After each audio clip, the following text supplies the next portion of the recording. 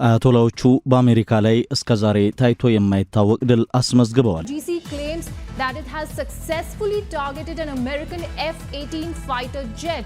ዛሬ የኢራን ራዳሮች የአሜሪካ F-18 ጀት መተው የጣሉ ሲሆን ወደመ የተባለው የኢራን አየር ኃይል ድጋሚ እያንሰራራ ነው። በሌላኛው አስደማሚ ጥቃት ደግሞ ኢራን የአሜሪካ የጦር መርከብ ላይ የሰነዘረችው የሚሳኤል ጥቃት ትራምፕን ያንገበገበው ሆኗል። የአሜሪካ የጦር መርከቦች የኢራን ሚሳኤሎችን ሽሽት ማፈግፈግ ከጀመሩ ሰነባብተዋል። ዛሬ ግን አልቀናቸውም። የፐርሺያዎቹ የሚሳኤል ጥቃት ሰለባ ሆነዋል። ትራምፕ ከኢራን ጋር እየተደራደርን ነው ቢሉም ተህራን በይፋ ድርድሩን ውድቅ አድርጋ የራሷን ባለ 5 ነጥብ የቅድመ ድርድር ሰነድ አቅርባለች። ኢራን አሜሪካ ድርድር የምትወሰንበት ጊዜ አብቅቷል ብላለች። ትራምፕ የኢራን ኃላፊዎች እንዳይገደሉ ስለሚፈሩ አይናገሩም እንጂ ተስማምተናል ቢሉም ከኢራን በኩል ምንም የታየ ፍንጭ የለም። እስራኤል ድርድር ከመጀመሩ በፊት ኢራንን ልደቁሳት በሚል የ48 ሰዓት ከፍተኛ የአየር ድብደባ እቅድ አውጃለች። ኔታንያሁ ኢራንን በ48 ሰዓታት ውስጥ እንሸኛታለን ብለው እየዛቱ ነው። የአሜሪካ አየር ወለድ አባላትም በፓራሹት ወርደው የኢራንን ካርግ ደሴት ለመቆጣጠር አዲስ ልምምድ ጀምረዋል። የገልፉ ሀገራት ትራምፕ ድርድር የሚሉትን ትተው ኢራን ላይ የከፋ በትር እንዲሰነዝሩ እየወተወቱ ነው። ቀይ ባህርም አዲስ ትኩሳት ሆኖ ተከስቷል። ናስራላዎቹ ቀይ ባህር ተቆርጧል፣ ለጠላቶች በዚህ መስመር መተላለፊያ የለም እያሉ ነው።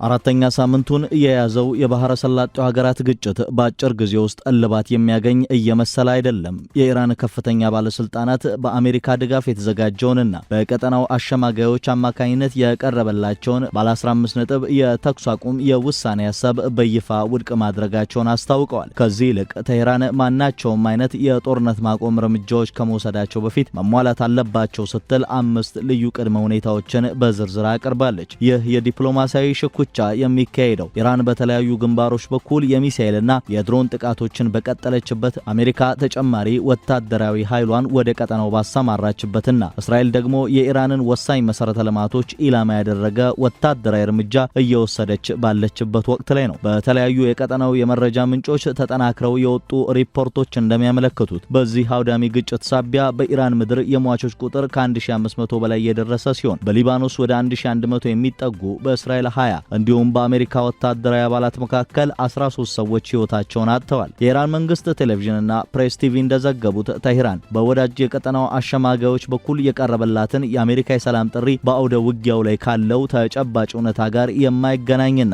ለተጨማሪ ጥቃት መንገድ ከከፈቱት የቀደሙት ድርድሮች ጋር ተመሳሳይ እንደሆነ አሳውቃለች። አንድ ከፍተኛ የፖለቲካና የደህንነት ባለስልጣን ለፕሬስ ቲቪ በሰጡት ቃል ኢራን ጦርነቱን የምታቆመው በራሷ ምርጫ፣ በራሷ የጊዜ ሰሌዳ እና በራሷ ፍላጎት መሰረት ብቻ መሆኑን አረጋግጠዋል። ጥያቄዎቻቸውም ምላሽ እስኪያገኙ ድረስ በጠላት ላይ ከባድ ድብደባ የሚያደርሱ የመከላከል እርምጃዎች ተጠናክረው እንደሚቀጥሉ አጽንኦት ሰጥተዋል። አብራችሁን ስላላችሁ ደስ ይለናል። ቻናሉን ሰብስክራይብ ማድረግ አይዘንጉ። ቪዲዮንም ላይክ ያድርጉት። በሌላ በኩል የአሜሪካው ፕሬዝዳንት ዶናልድ ትራምፕ ሮብ ማታ በብሔራዊ የሪፐብሊካን ኮንግረስ ኮሚቴ የገቢ ማሰባሰቢያ መርሃ ግብር ላይ ባደረጉት ንግግር ድርድሮች በመካሄድ ላይ መሆኑንና ስምምነት ላይ ለመድረስ መቃረባቸውን ገልጸዋል። ትራምፕ ሲናገሩም በነገራችን ላይ ድርድር እያደረጉ ነው፣ ስምምነት ለማድረግም በጣም ይፈልጋሉ፣ ነገር ግን በገዛ ሕዝባቸው እንገደላለን ብለው ስለሚሰጉ ይህንን ለመናገር ይፈራሉ ብለዋል። የዋይት ሃውስ የፕሬስ ሴክሬታሪ ካሮሊን ሌቪት ይህንን አቋም በማጠናከር ትራምፕ ቀልድ እንደማያውቁና ኢራን ወታደራዊ ሽንፈቷን አምና መቀበል ካልቻለች ከባድ መቅሰፍት ለማውረድ ዝግጁ መሆናቸውን አስጠንቅቀዋል። President Trump will ensure they are hit harder than they have ever been hit before. ሁለት የፓኪስታኒ ባለስልጣናት የአሜሪካን የውሳኔ ሐሳብ በጥቅሉ ሲገልጹ ይህም የማዕቀብ እፎይታን፣ የኢራን የኒውክሌር መርሃ ግብር እንዲቀንስ ማድረግን፣ በሚሳኤል አቅም ላይ ገደብ መጣልንና የሆርሙዝ የባህር ሰርጥን በድጋሚ ክፍት ማድረግን እንደሚያካትት አመላክተዋል። የኢራን የውጭ ጉዳይ ሚኒስትር አባስ አራግቺ በመንግስት መገናኛ ብዙሃን በተላለፈ የቴሌቪዥን ቃለ መጠይቅ ለዚህ ምላሽ የሰጡ ሲሆን እስካሁንም ድረስ ከጠላት ጋር ምንም አይነት ድርድር አልተደረገም፣ ወደፊትም ምንም አይነት ድርድር የማድረግ እቅድ የለንም በማለት በቁርጠኝነት ተናግረዋል። አራግቺ አክለውም የኢራን ፖሊሲ ተህራን ያለ አንዳች ምክንያት የተሰነዘረ ጥቃት ስትል ለገለጸችው ድርጊት ምላሹ አሁንም መቋቋም እንደሆነ በድጋሚ አረጋግጠዋል። የውጭ ጉዳይ ሚኒስተሩ ከተለያዩ የቀጠናው ሀገራት የውጭ ጉዳይ ሚኒስተሮች ጋር ግንኙነት መኖሩን ቢገልጹም የታመነ ዋስትና በሌለበት ሁኔታ ተህራን ምንም አይነት ድርድር እንደማታደርግና አቋሟም መርህ ላይ የተመሰረተና ጽኑ መሆኑን አስታውቀዋል። በአሜሪካ የቀረበው የውሳኔ ሐሳብ በከፊል ቀደም ሲል በነበሩ ማዕቀፎች ላይ የተመሰረተ ሲሆን ዋሽንግተንና አጋሮቿ ያላቸውን የደህንነት ስጋቶች ለመፍታት እያለመ ነው። ከፓኪስታን አደራዳሪዎች በተገኘው መረጃ መሰረት እቅዱ የኢራንን የኒውክሌር እንቅስቃሴዎች ለመገደብ፣ የረጅም ርቀት ሚሳኤል ልማትን ለማቀብና በሆርሙዝ የባህር ሰርጥ በኩል ያልተገደበ የባህር ላይ ጉዞ መኖሩን ለማረጋገጥ የሚያስችሉ እርምጃዎችን ይዟል። ለዚህ ምላሽ ይሆን ዘንድ የኢራን ባለስልጣናት የራሳቸውን ቅድመ ሁኔታዎች በመንግስት መገናኛ ብዙሃን በኩል አስተላልፈዋል። በከፍተኛ ባለስልጣኑ ተብራርተው በአራግቺም የተደገፉት እነዚህ 5 ድንጋጌዎች ለማንኛውም አይነት የተኩስ አቁም ስምምነት መሰረቶች ናቸው። አንደኛ፣ በጠላት ወገን የሚፈጸሙ ማንኛቸውም አይነት ጥቃቶችና ግድያዎች ሙሉ በሙሉ እንዲቆሙ። ሁለተኛ፣ ጦርነቱ በኢራን እስላማዊ ሪፐብሊክ ላይ ዳግም እንዳይከሰት የሚያረጋግጡ ተጨባጭ የአሰራር ስርዓቶች እንዲዘረጉ። ሶስተኛ፣ በጦርነቱ ምክንያት ለደረሱ ጉዳቶች ካሳና የጉዳት ክፍያ ዋስትና ባለውና በግልጽ በተቀመጠ መንገድ እንዲፈጸም። አራተኛ፣ ጦርነቱ በሁሉም ግንባሮች እንዲሁም በቀጠናው ውስጥ በሚገኙና በዚህ ግጭት ውስጥ በተሳተፉ ሁሉም የኢራን ቡድኖች ዘንድ እንዲያበቃ። አምስተኛም፣ ኢራን በሆርሙዝ የባህር ሰርጥ ላይ ያላትን የሉዓላዊነት ስልጣን እንደ ተፈጥሯዊና ህጋዊ መብት እውቅና እንዲሰጠው፣ ይህም ለሌላው ወገን ግዴታዎች አፈጻጸም እንደ ዋስትና እንዲያገለግል የሚሉ ናቸው። እነዚህ ቅድመ ሁኔታዎች ጥቃቱ ከመፈጸሙ ጥቂት ቀደም ብሎ በጄኔቫ በተካሄደው ሁለተኛው ዙር በተዘዋዋሪ ድርድር ላይ ከቀረቡት የኢራን አቋሞች የተቀዱ ናቸው። ቴህራን ለማንኛውም አይነት የተኩስ አቁም ስምምነት እነዚህ ነጥቦች ሙሉ በሙሉ ተቀባይነት ማግኘት እንዳለባቸውና ከዚያ በፊት ምንም አይነት ድርድር እንደማይደረግ ለአሸማጋዮች ገልጻለች። ከዲፕሎማሲው መሻከር ጎን ለጎን ወታደራዊ ግብግቡም በከፍተኛ ሁኔታ ተፋፍሞ ቀጥሏል። የኢራን እስላማዊ አብዮታዊ ጦር ዛሬ ባወጣው መግለጫ በ81ኛው ዙር ጥቃት በእስራኤል ውስጥ የሚገኙ ከ70 በላይ ቦታዎችን መምታታቸውን አስታውቀዋል። ከተመቱት ቦታዎች መካከል ሃይፋ፣ ዲሞና፣ በሃይፋ አቅራቢያ የምትገኘው አልኩድሪያ እንዲሁም የቴል አቪቭ ሰሜናዊና ደቡባዊ ዞኖች ይገኙበታል። አብዮታዊ ጦሩ ግጭቱ ከተጀመረበት ጊዜ አንስቶ ከ700 በላይ ሚሳኤሎችንና 3600 ድሮኖችን ማስወንጨፉን የገለጸ ሲሆን በኢራን የአየር መከላከያ ስርዓቶች አማካኝነት ከ200 በላይ የጠላት አውሮፕላኖችን፣ ክሩዝ ሚሳኤሎችንና ተዋጊ ጀቶችን መቶ ማውደሙን ገልጿል። በተጨማሪም አብዮታዊ ጦሩ የአሜሪካ F-18 ተዋጊ ጀት በተሳካ ሁኔታ መምታቱን ገልጿል። ፕሬስ ቲቪ ይህንኑ የሚያሳይ ነው የተባለ የቪዲዮ ምስል ለቋል። ሆኖም የአሜሪካ ማዕከላዊ እዝ ይህንን መረጃ ውድቅ በማድረግ በኢራን የተመታ ምንም አይነት የአሜሪካ ተዋጊ አውሮፕላን የለም ሲል አስተባብሏል። በተያያዘ ዜና የኢራን ምንጮች USS አብርሃም ሊንከን ወደ ተባለው የአሜሪካ አውሮፕላን ተሸካሚ መርከብ የባህር ላይ ክሩዝ ሚሳኤሎችን መተኮሳቸውን ዘግበዋል። ይህም ጦርነቱ ከተጀመረ ወዲህ በአሜሪካ የባህር ኃይል ላይ የተሰነዘረ የመጀመሪያው ቀጥተኛ ጥቃት መሆኑን ገልጸዋል። የእስራኤል ጦር ኃይሎች ሮብና ዛሬ በመላው ኢራን ላይ መጠነ ሰፊ የአየር ጥቃቶችን አካሂደዋል። በጥቃቱ ከተመቱት መካከል ከቴህራን በስተደቡብ 300 ኪሎ ሜትር ርቀት ላይ የምትገኘው ኢስፋሃን ከተማ አንዷ ስትሆን ይህች ከተማ ትልቅ የአየር ኃይል ጦር ሰፈር፣ ወታደራዊ ይዞታዎችና ቀደም ሲል ጥቃት ደርሶበት የነበረ የኒውክሌር ተቋም የሚገኝባት ናት። የኢራን ጋዜጦችም በኢስፋሃን የመኖሪያ አካባቢ ዙሪያ ከባድ ጥቃቶች መፈጸማቸውን ዘግበዋል። የአሜሪካ ጦር በበኩሉ የኃይል ዝግጅት ምዕራፉን አጣጥፎታል። ፔንታጎን የ82ኛው የአየር ወለድ ክፍለ ጦር አባላትን ወደ ቀጠናው ለማሰማራት ሰፊ ዝግጅት እያደረገ መሆኑ ተሰምቷል። እንደ ወታደራዊ ሪፖርቶች ገለጻ ስምሪቱ ከ1000 እስከ 3000 የሚደርሱ ጦር አባላትን የሚያካትት ይሆናል። ስምሪቱ በዋናነት የተመሰረተው የክፍለ ጦሩ ፈጣን ምላሽ ሰጪ ኃይል ተብሎ በሚጠራው ሻለቃ ሲሆን ይህ ኃይል በተለይ ግጭት ባለባቸውና ባልተረጋጉ አካባቢዎች በፓራሹት በመውረድ ወታደራዊ እርምጃዎችን እንዲወስዱ ልዩ ስልጠና የተሰጠው ነው። ከዚህም በተጨማሪ ከባህር ወደ ምድር ጥቃት ለመሰንዘር ዝግጁ የሆኑ 5000 የሚሆኑ የባህር ኃይል ወታደሮች በጦር መርከቦች ላይ ተጭነው ወደ አካባቢው እያመሩ ሲሆን በሺዎች የሚቆጠሩ የባህር ኃይል አባላትም የዚህ ዘመቻ አካል ናቸው። የአሜሪካ ባለስልጣናት እንደገለጹት ይህ መጠነ ሰፊ እንቅስቃሴ እንደ ካርግ ደሴት ያሉ ስልታዊ የሆኑ ቦታዎችን ደህንነት ለማስጠበቅ ያለመ ነው። ካርግ ደሴት የኢራን 90% የሚሆነው ድፍድፍ ነዳጅ ወደ ውጭ የሚላክበት ዋነኛ ተርሚናል በመሆኗ ለሀገሪቱ የኤነርጂ መሰረተ ልማት እንደ ማዕከላዊ የልብ ትርታ ትቆጠራለች።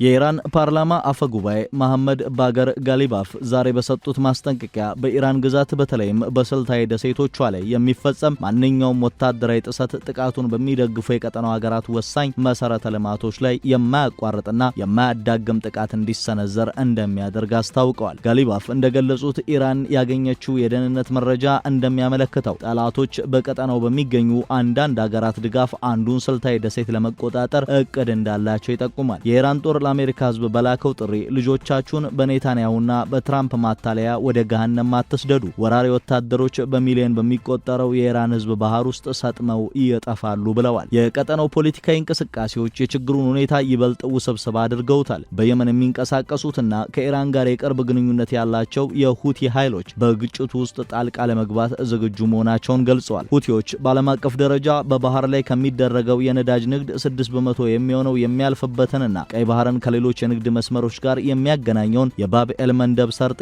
ኢላማ ሊያደርጉ እንደሚችሉ ፍንጭ ሰጥተዋል። የኢራን ምንጮችም ወታደራዊ ጫናው የሚቀጥል ከሆነ ከፋርስ ባህረ ሰላጤ ባለፈ በአዳዲስ ግንባሮች በተለይም በቀይ ባህር አካባቢ ያለውን ጸጥታ ሊያናጉ እንደሚችሉ አስጠንቅቀዋል። በሌላ በኩል ሳውዲ አረቢያ በቴህራን ላይ የሚደረገው ጫና እንዲቀጥል እየወተወተች ሲሆን አልጋ ወራሹ መሐመድ ቢን ሰልማን የኢራንን ቀጠናዊ ተጽዕኖ ለመግታት በኢነርጂ ተቋማት ላይ የየብስ እርምጃዎችን ጨምሮ ጠንካራ እርምጃዎች እንዲወሰዱ ፍላጎት እንዳላቸው ተዘግቧል። በዚህ ሂደት ውስጥ ፓኪስታን የሐሳብ ልውውጥን በማመቻቸት ረገድ ዋነኛ አሸማጋይ ሆና እያገለገለች ሲሆን ግብጽና ቱርክም የመልእክት ልውውጡን በማሳለጥ ረገድ የራሳቸውን ሚና እየተጫወቱ ይገኛሉ።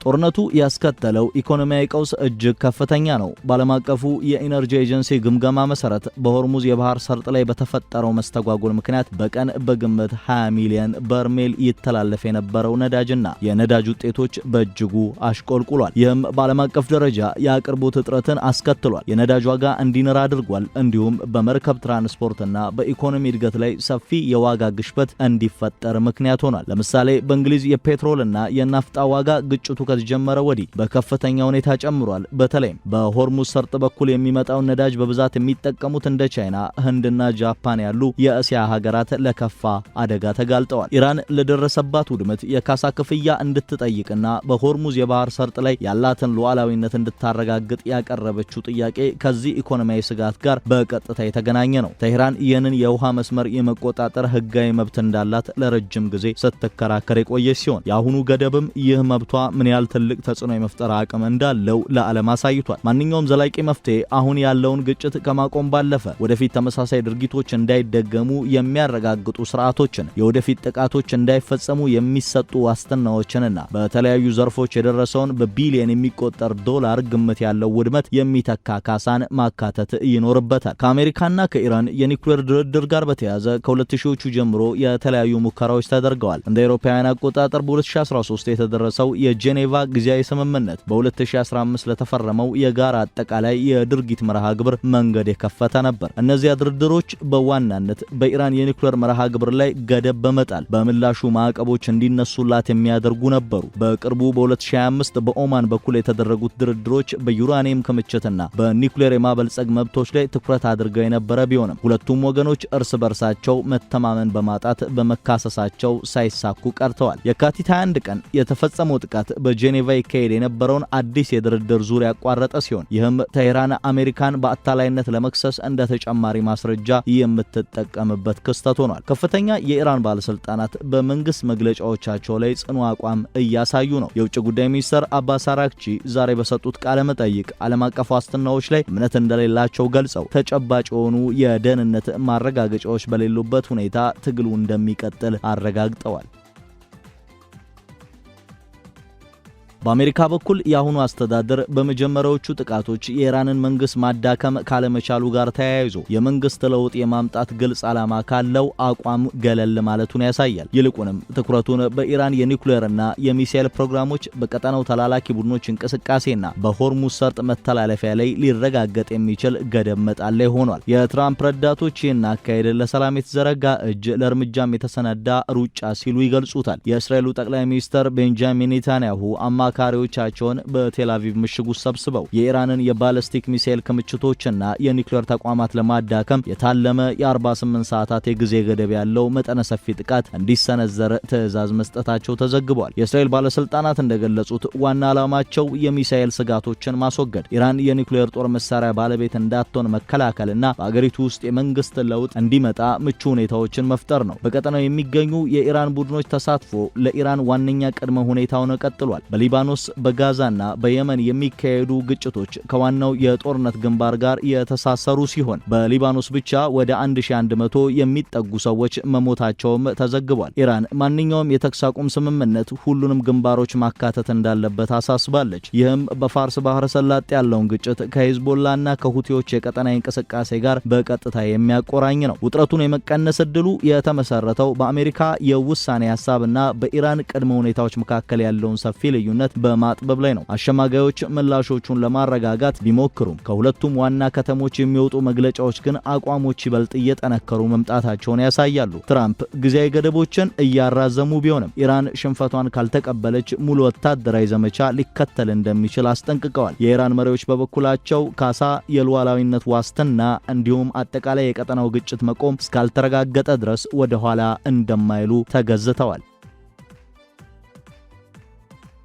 የአሜሪካ የአየር ወለድና የባህር ኃይል ወታደሮች ስምሪት ከዲፕሎማሲው ባለፈ እንደ ካርግ ደሴትና በሆርሙዝ ሰርጥ ባሉ ወሳኝ ቦታዎች ላይ ወታደራዊ እርምጃ ለመውሰድ ዝግጁነት መኖሩን ያሳያል። ኢራን በበኩሏ በባብ ኤልመንደብ በኩል በሚፈጠር መስተጓጎል አማካኝነት በብዙ ግንባሮች አጸፋዊ እርምጃ ወስዳለው ማለቷ ግጭቱ ዓለም አቀፋዊ የኢኮኖሚ ቀውስ ሊያስከትል እንደሚችል ያመላክታል። ኢራን ከ700 በላይ ሚሳኤሎችንና በሺዎች የሚቆጠሩ ድሮኖችን መጠቀሟ እንዲሁም በመቶዎች የሚቆጠሩ ጠላት አውሮፕላኖችን አውድም ያለው ማለቷ ሁለቱም ወገኖች ያላቸውን ያልተመጣጠነ ወታደራዊ አቅም ለመጠቀም እየጣሩ መሆኑን አሳይቷል። ጦርነቱ ያስከተለው ሰብአዊ ቀውስም እጅግ አሳሳቢ ነው። በኢራንና በሊባኖስ በሚሊዮን የሚቆጠሩ ዜጎች ተፈናቅለዋል። በመኖሪያ አካባቢዎች ላይ በሚሰነዘሩ ጥቃቶች ሲቪሎች ተጎድተዋል። እንዲሁም በባህረ ሰላጤው ሀገራት ዋና ከተሞች ውስጥ የሚሳኤል ማስጠንቀቂያ ደውሎች እየተሰሙ ይገኛሉ። ዛሬ በኢስፋሃን አቅራቢያ በተፈጸመው ጥቃት ኢራን የመኖሪያ አካባቢዎቼ ናቸው ስትል፣ እስራኤል ደግሞ ወታደራዊ ይዞታዎች ናቸው በማለት የሚሰጧቸው ተቃራኒ መግለጫዎች ትክክለኛ መረጃን ለማግኘት አዳጋች አድርጎታል። መጪዎቹ ቀናት የዲፕሎማሲው መስመር ውጤት ያመጣ እንደሆነ ወይም በአውደ ውጊያው ላይ የሚታዩ አዳዲስ ወታደራዊ እርምጃዎች የግጭቱን ቀጣይ ምዕራፍ እንደሚወስኑ የምናይበት ይሆናል።